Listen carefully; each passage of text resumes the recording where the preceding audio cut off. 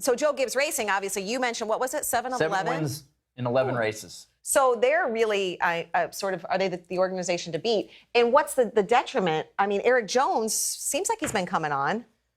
That is a good question. And, you know, some of it has been Erik Jones has just had bad luck. I remember watching the Bristol race. He was really fast. And I think they had twice where the wheel was loose, things like that. But with that said, Erik Jones right now is barely in the cutoff of the playoffs. He's 16th. The organization has 7 wins. At some point, you got to look and say, okay, what are we missing? You know, is it just execution? Do we have the speed? Can we win a race, but we're not executing? Are we missing something? Is it dialogue between the driver and crew chief?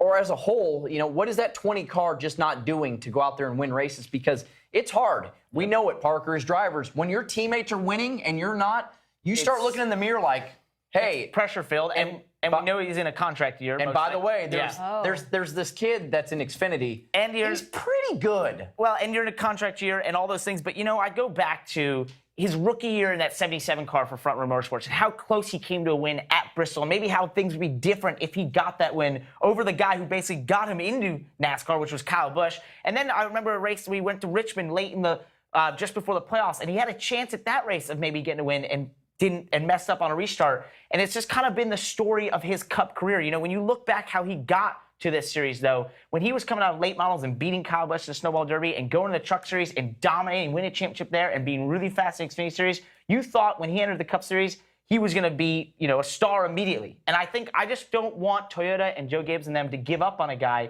who you know has shown everything up until this point. And maybe sometimes the Cup Series is just something you need to figure out. It's the best of the best. It's a hard place. So I'd hate to see them give up on him. And I think that if he can go and get a win somewhere else on a super speedway this season, that could really have a snowball effect for him to have the confidence again and to be putting up the numbers his teammates are putting up. But as you mentioned, there's a lot of pressure when your teammates are doing what they're doing and you're not. That's a tough place to be. And Christopher Bell. And Christopher Bell.